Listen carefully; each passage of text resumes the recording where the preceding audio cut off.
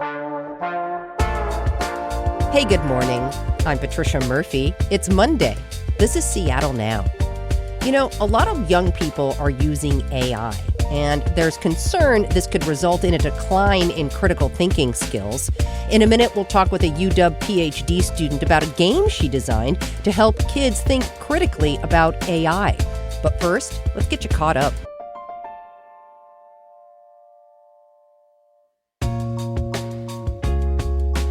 The Seattle City Council is set to vote on a proposal that would increase penalties for graffiti today.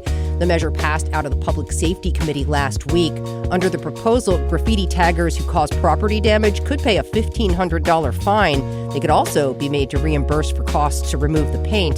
The city says it spent $6 million tax dollars in 2024, cleaning up nearly 29,000 instances of graffiti vandalism. The meeting starts at 2. County leaders will be on hand to help Minority Veterans of America open a new first-of-its-kind community center today. The space in King County is designed to support the needs of underserved veterans and their families. Services will include case management, financial support, workforce training, and education. Minority Veterans of America is a nonprofit that works to support women, BIPOC, and LGBTQ veterans. And the Mariners are taking a few days off for the All-Star break, but that doesn't mean you won't get a chance to see some baseball.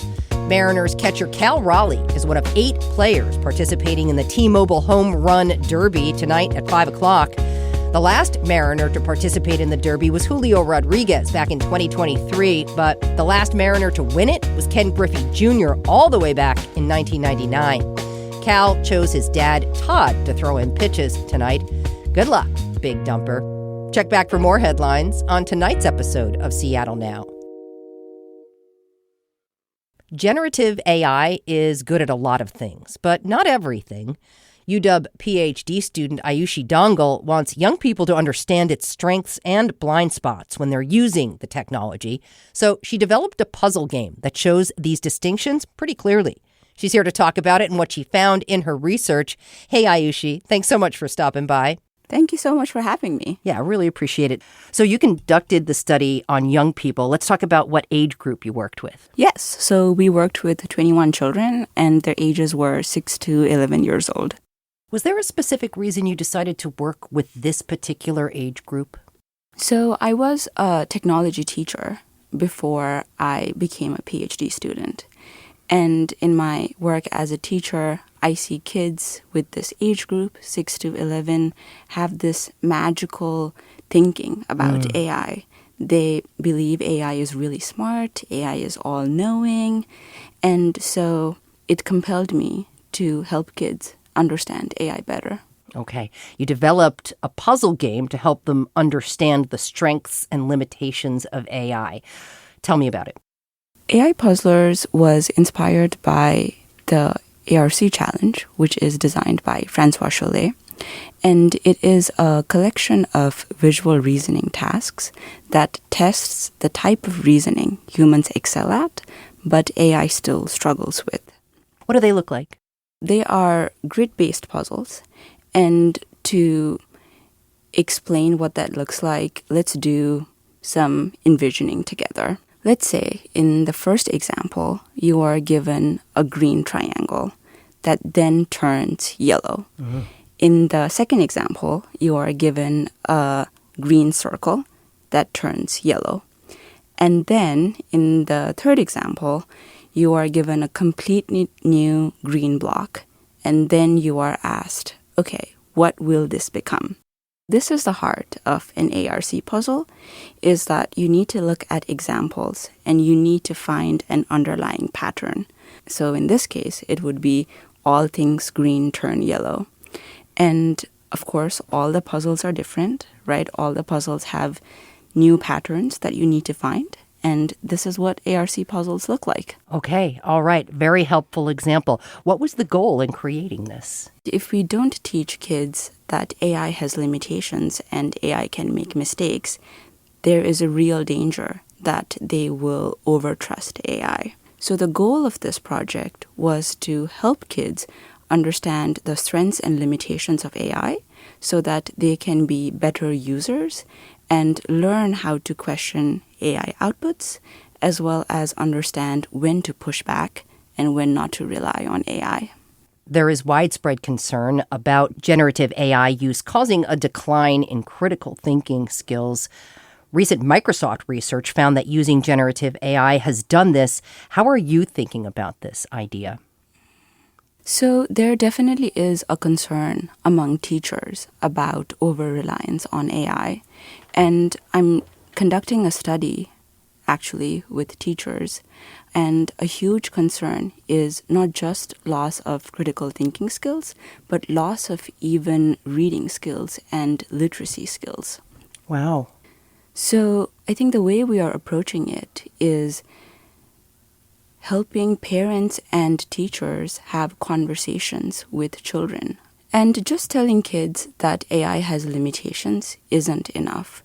Kids should also actively test AI in a safe environment and see that AI is fallible. And that is what we did with ARC puzzles. Why does generative AI struggle to solve the kinds of puzzles you described? Solving an ARC puzzle requires abstraction, which means you are finding a pattern from a couple of examples and applying that pattern into new situations. And this is something humans excel at. We do it every day. However, AI doesn't work like this. AI is trained on millions of data sets. And the challenge with ARC puzzles is that it only gives you a few examples to learn from. And that's a struggle for AI. Secondly, ARC puzzles are very diverse. So it resists memorization. And you cannot reuse the same strategy that you used for the previous puzzle. And so essentially it requires the type of reasoning that humans do every day. Really, really interesting. Take me through what happened when you introduced this game to young people. So we first had kids try out ARC puzzles. We gave them a set of 12 puzzles, and it was distributed across 4 difficulty levels. So if somebody tried to solve puzzles from level 1 and they wanted to try out harder puzzles, they could. And all the kids in our study were so excited that they tried all 12 puzzles. And so after that, we were interested in their thoughts about AI. So we started asking them questions about how easy did you find these puzzles? And the answer was super easy. Then the next question was, do you think AI can solve these easy puzzles? And all the hands went up. They were like, yes, definitely. AI is all-knowing. AI has access to the internet. I have seen AI solve 10th grade calculus, so this should be easy for AI. And so we asked them, okay, yeah, let's go ahead and see how AI solves these puzzles. So they did that, and they saw AI's answer. And these puzzles are visual in nature. So when an AI makes a mistake, you can spot it really, really quickly. And so there was this huge surprise, what? How did AI do this? And kids can not only see AI's solution, but they can also ask AI to explain its reasoning. So children were like, okay, let's ask AI why it said that. And so when children read AI's reasoning, they were even more confused. They were like, this makes no sense. How did AI arrive at this puzzle answer? So that really led to questions about the difference in human versus AI reasoning and how good humans are when it comes to creative problem solving.